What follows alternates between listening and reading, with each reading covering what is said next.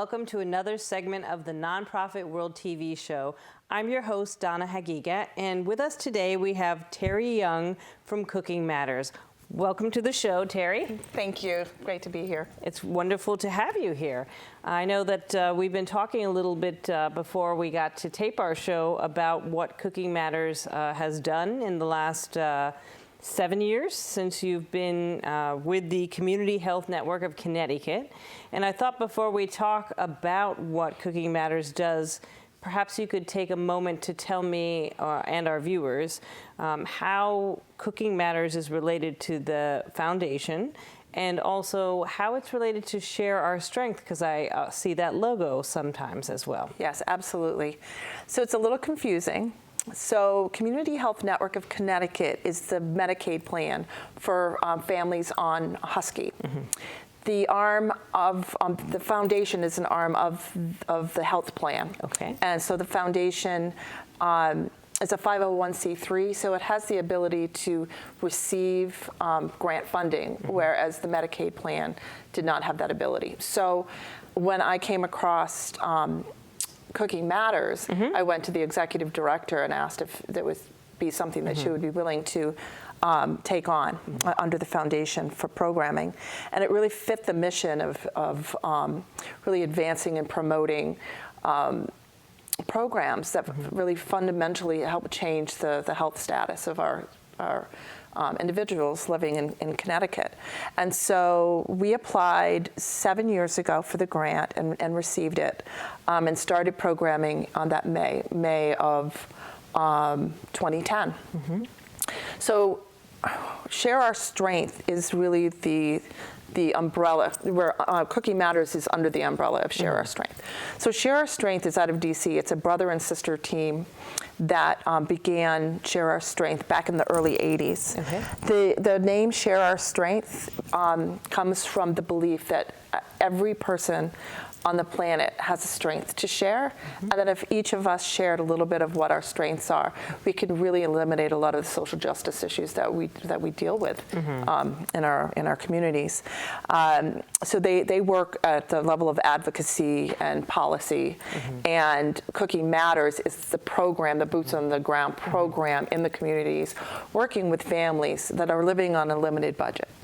And as I understand it, you were hired by the foundation to do nutrition education, and you came across Cooking Matters, and what was your reaction when you saw that? Yeah, so I was working for the health plan at the time, and I was so excited because I had only been teaching 2-hour workshops, and I found that people were leaving with more questions than what they came in with, because it's really just the beginning of the conversation. And so I was watching the Food Network, I'm a foodie, and I came across Share Our Strength, and I looked it up, and I was so excited because the idea of building a program out from the ground up, mm-hmm. it takes a lot of time and energy. Sure. So this is a turnkey operation. Mm-hmm. So why reinvent the wheel? Right. It has pre-post test data collection, mm-hmm. which so you can see the behavioral change, mm-hmm. and being attached to a national program really helps support a very small program mm-hmm. with in-kind materials. So all of the beautiful books that we have mm-hmm. that we give out to participants. And I saw some wonderful downloadable materials yes. on your website. Are those also from, okay. They are, so mm-hmm. educational tools. So say you're a teacher mm-hmm. and you're in a school and you really want to teach a cooking class or a sure. nutrition cooking class. Mm-hmm. Those are all free educational tools that they can use, mm-hmm. Which gives them an activity layout. Mm-hmm. What do you need for materials? What will sure. you need if you want to do? These are the recipes that we suggest. Mm-hmm. So there's a lot of resources that have been built out over the last several years. I would imagine those would be also useful for clubs like Girl Scouts and Boy Scouts as well. Most definitely. Mm-hmm. I have a lot of people who will, call or email me and ask if we can do programming. Mm-hmm. And as you know, when you're a nonprofit and you're living off of funding, mm-hmm. you don't have funding necessarily in all the areas that have need. And so what I can do is direct them sure. to the site, and then they can download the materials, mm-hmm. and then they go on my waiting list. Mm-hmm. So we're always looking for additional grants and funding. Sure. So if we happen to come across crossed funding in that specific area, I've already got somebody that I've talked to and know that we align our missions and the families that we both serve. And as I understand it, the classes that you give are not the types of classes that I could just sign up for on the internet. It's more classes that are site-based. So you work with community organizations. So when you're making that list, you're making that list for organizations that you could then collaborate with if you have the funding. That's right. Wonderful. That's right, because we want to make sure that the demographic that this is really looking to serve are receiving the benefit of the program. We will eventually. I would love to see Cooking Matters be at a location. So we're at St. Francis Hospital right now, which is phenomenal. We have 4 physicians that are referring patients to us. I would love to have enough funding to be able to say we are going to have a 6-week Cooking Matters class in January and in February and in March. I mean, they're going to overlap. But that way patients know, well, I can't make the one in January, but I know I can make the one in April. Sure. And then once word of mouth spreads, you might have somebody on the street who might be saying, well, I would really like to be able to take this class as well. And hopefully we can weave that in at some point. The population at St. Francis, is that just adults or is that also families, kids? Who do you serve there? We do both adults and families. So one of the things that's great about working with physicians is that even though we have behavioral change data from somebody who says I eat less French fries now or whatever it might be on the survey, long term, we're going to be able to work with a physician who is going to be able to say, this person's BMI went from this to this. Their A1C levels went from this to this. Wow, their blood pressure has gone from this to this, Sure. which is powerful because that individuals feel really fantastic when they can apply what they've learned.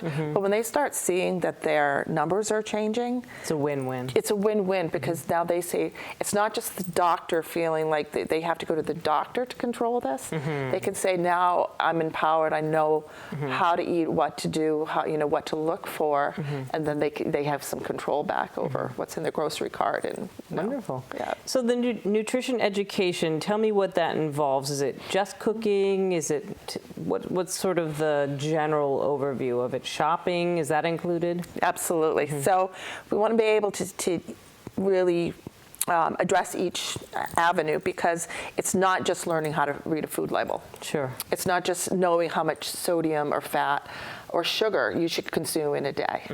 But that's all, that's all part of it. It's kind of a, co-teach while you're learning about certain aspects of nutrition. You're also cooking, and the recipes are reflecting the lesson. So a lot of people really don't know how to take things off the shelf and figure out what's the best buy for one thing. Oh, so you talk about budgeting and prices. We do, Wonderful. absolutely. So we ask people what they would normally have in their house, and then we talk about different ways to add to that. Shop your house first. What do you have in the cabinets, and what do you have in the freezer and the refrigerator, and then how do you build meals out around that? They are learning, and one of the most fabulously disgusting activities that we do is called blubber burger.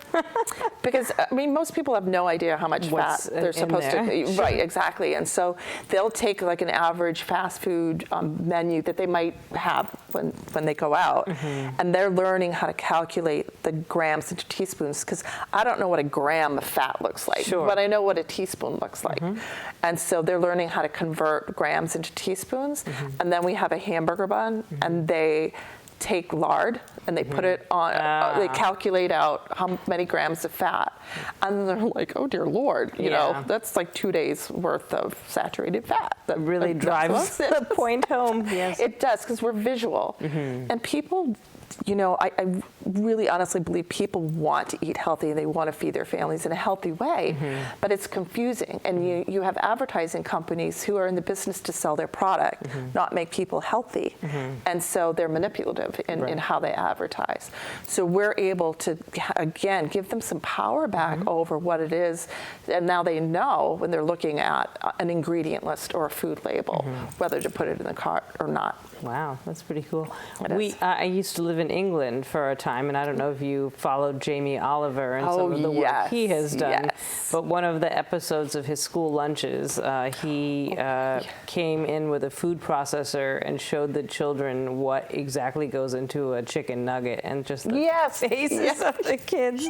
They're horrified. They are horrified because, I mean, Yeah. they don't know that they're not eating real food. And so the cool thing is when we say to somebody, this is, how much fat, salt, and so on, this is an alternative. So we'll make homemade chicken nuggets or chicken fingers with cornflakes, and we bake it. And then we do dipping sauces. Do you like sweet and sour? Do you like the honey or the barbecue? We're going to make those, simple ingredients so that you can have that.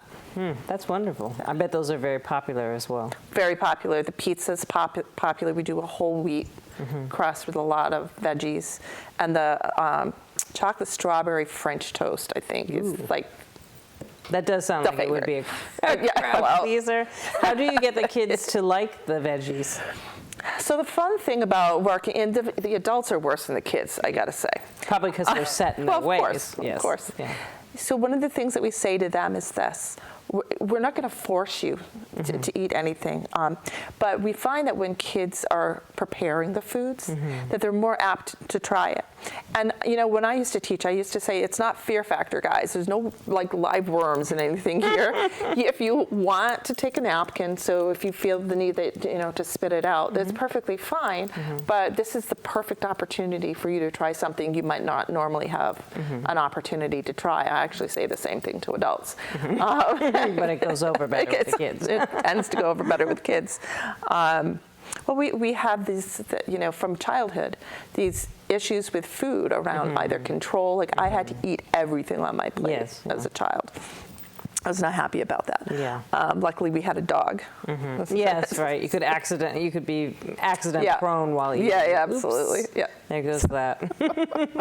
I remember eating one dish that I didn't like, and I was forced to eat that too. And I ended up holding my nose so I didn't have to smell it, and that made it a little bit better. But you're right. We do have some food history as well. Yeah, we're attached to that. Sometimes if you're punished, it's attached to food. Or if you go to the doctor's office and get shots, you go to McDonald's afterwards. So there's these weird connotations. Gratifications as well. Exactly. So we really hit that hard as well, because it's the attitude towards food is just as important. Because if you make this beautiful food and it's healthy and you're not going to put it in your mouth, what's the point, right? And so talking about how to connect with your child who might be stubborn or might be very picky, and just to support that piece as well.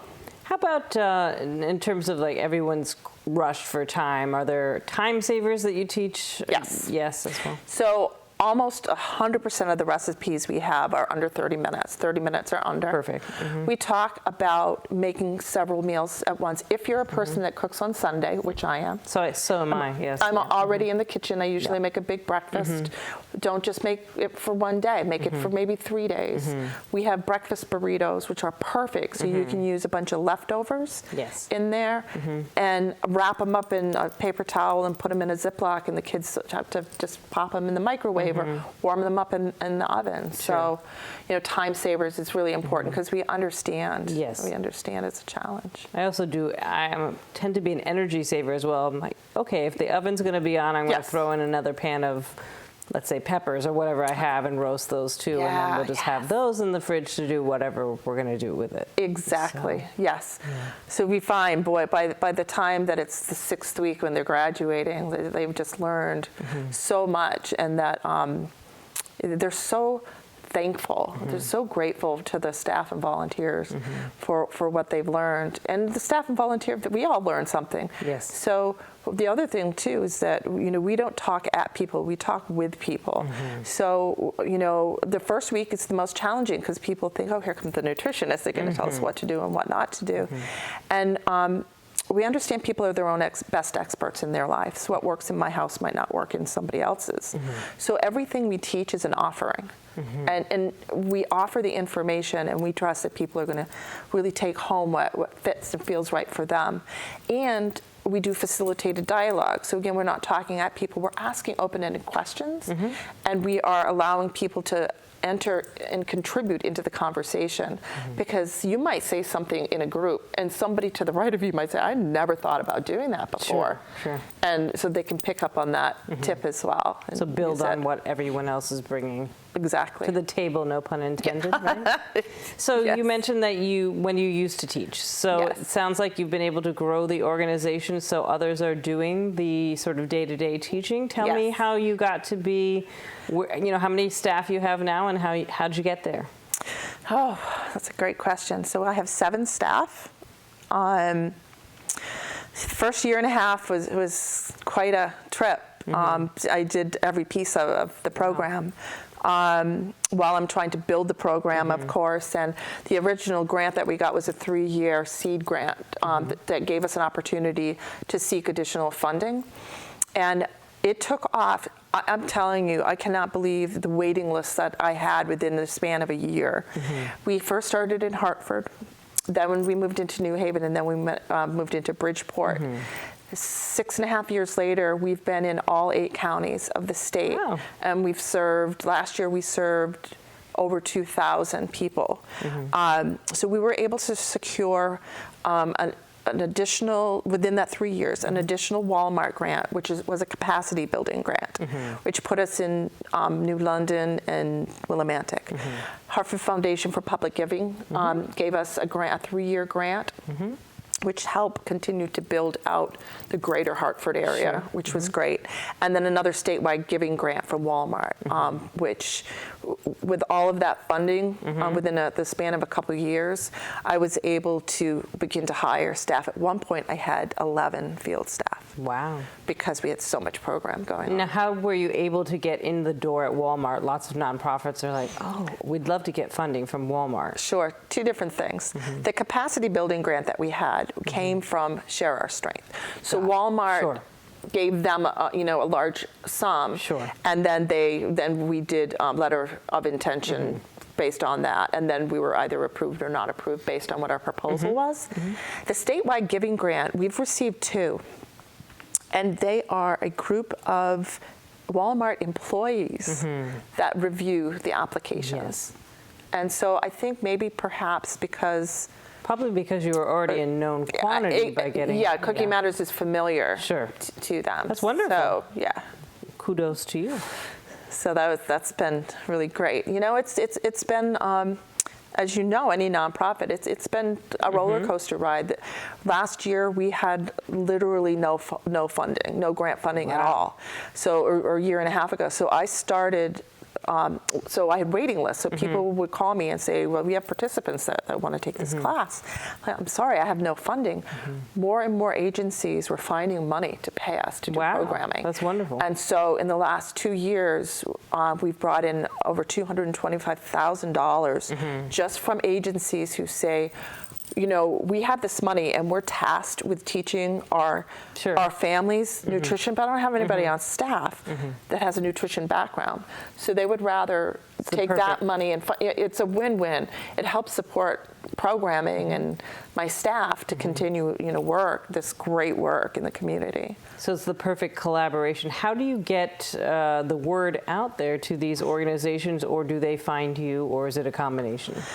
It's a combination. So the most recent grant that I received from Walmart for the statewide giving grant, I decided I would call my friends at Hunger Connecticut, the deputy director, and then the other person who actually works with schools to make sure that if it's a population that really needs free breakfast, that breakfasts are available, supper meals, and summer meals. And so I thought that they would be able to kind of head me in the direction, because I wanted to work with communities that I hadn't worked with before. So they suggested Danbury and Norwalk. So that gave us the opportunity to collaborate with these 2 fabulous partners. I mean, they're really awesome, based on what my friends over at Hunger Connecticut suggested. Right. So brand new partnership. I'm at the Board of Ed in Danbury, and I'm with Norwalk Grows, which have school gardens in Norwalk. Oh, wonderful. And then from that, Campbell's caught wind that we were there, and they own Pepperidge Farm. Pepperidge Farm is in Norwalk. Right, exactly. And so they're funding us to do programming, additional programming in Norwalk. What percentage, roughly, of your nutrition education delivery is done with public schools, or are they mostly not? Wow, that's a really great question. It's fluctuated. So we've done programming in Willimantic through the 21st Century Grant.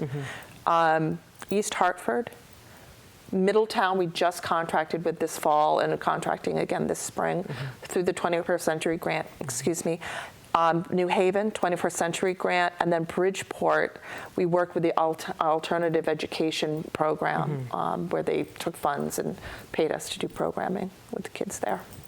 And one of the other populations you serve is families, and I think that makes so much sense because it's great to teach kids in school and they come home empowered, but if mom and dad or grandma or whoever, isn't necessarily the bebeneficiary of that same knowledge. Yeah.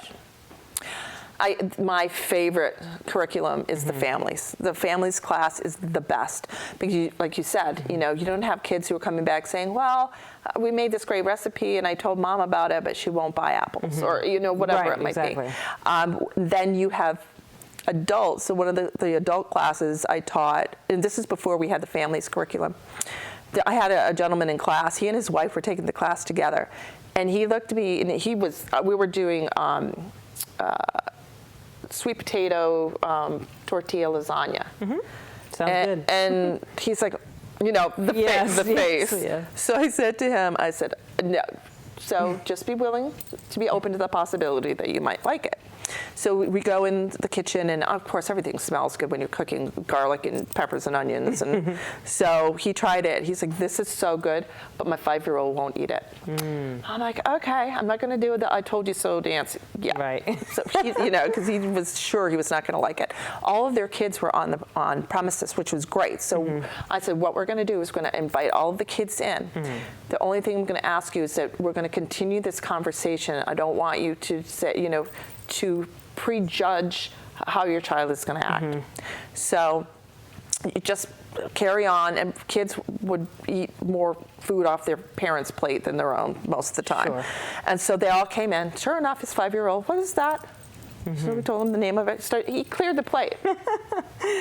Yeah. So having them both together and talking about attitudes towards food, and if you are sitting at the table saying "ew, gross," right, your 5-year-old's not going to eat it. Or even maybe and I think that's what you were cutting off at the pass of saying, I don't think you're going to like this, or I know you won't like this. Exactly. But. Right, but. So. Exactly. Yeah. So allowing them the opportunity to explore and be involved. What are some of the things that your 3-year-old can do in the kitchen? Cooking together, right? Exactly. And our parents' class has that. They have handprints on all of the different areas and age groups of what your child can do with you.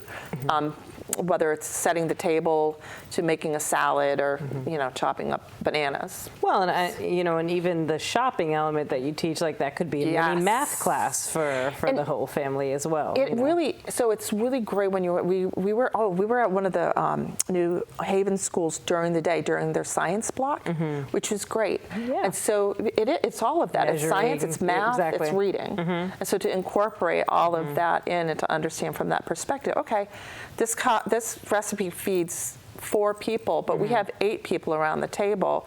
So who wants to help us calculate that out and figure out what you're going to need to make this recipe? That's wonderful.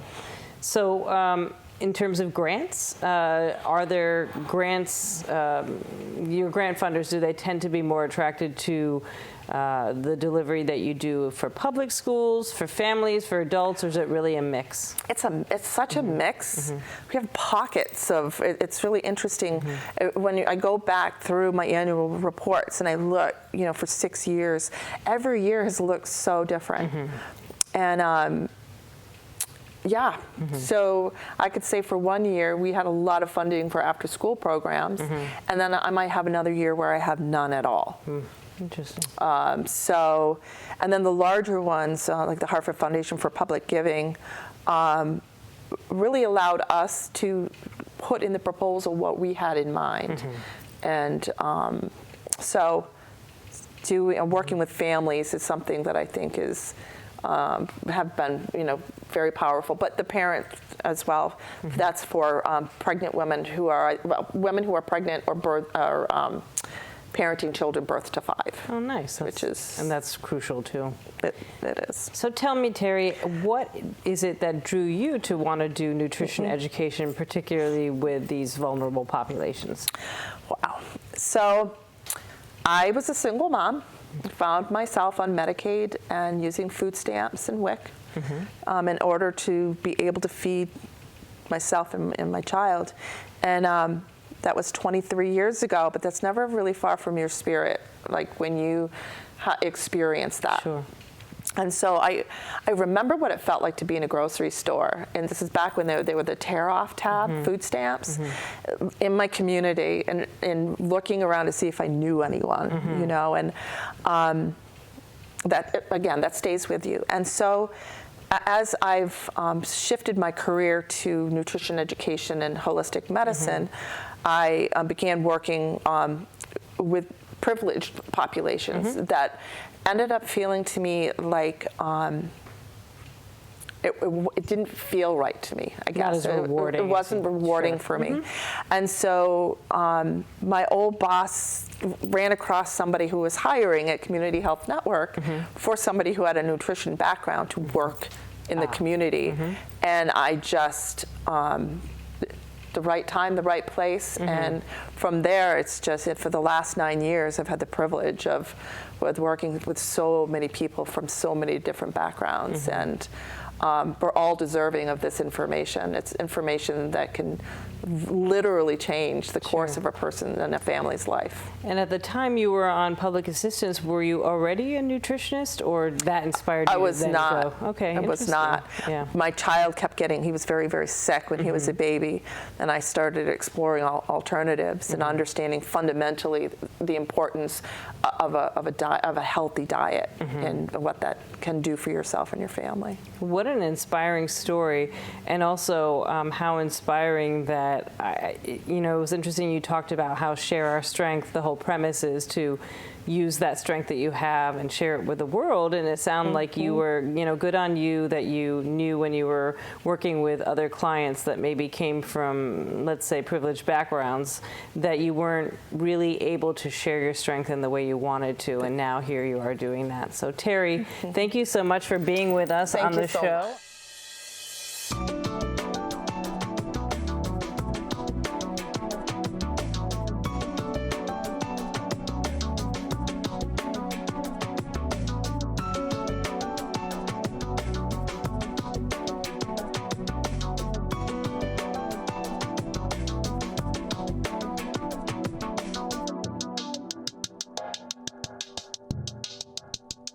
How easy it is, and you're not gonna fry, because that's what we're trying to prevent, frying. So we're gonna use the oven.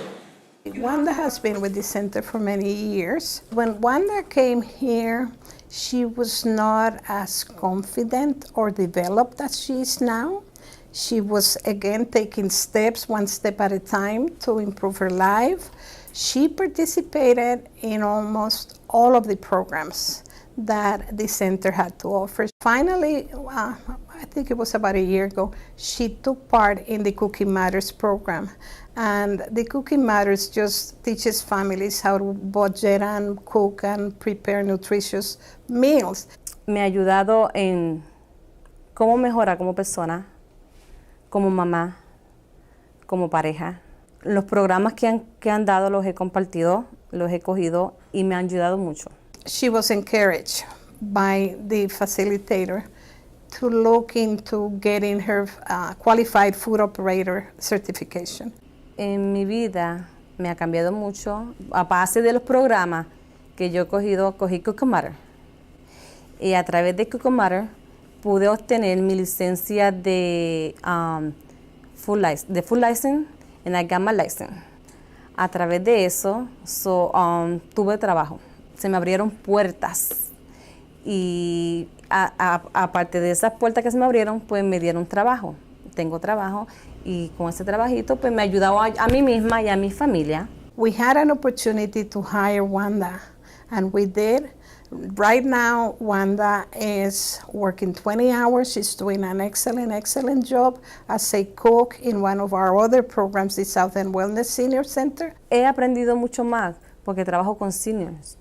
So, a través de trabajar con los seniors, so tengo que tener más cuidado en la comida. And not only has she improved her life through employment, but also she has been mentoring other families in her neighborhood. A través de la clase de Cook and Matter también he ayudado a otras personas que cojan la licencia de comida y la has tenido. What the center does is to provide opportunities and activities that will help the families overcome their barriers and at the same time develop skills that will help them move forward. When you're looking at the nutrients, at the ingredients in this product, you're gonna have percentages. So now you look at the percentage, and if it's 20% or more, it's too high for you to eat or consume. You better reduce the serving or change the brand. We're helping families, we're supporting them, we're making sure that they improve their lives. Anytime you see growth,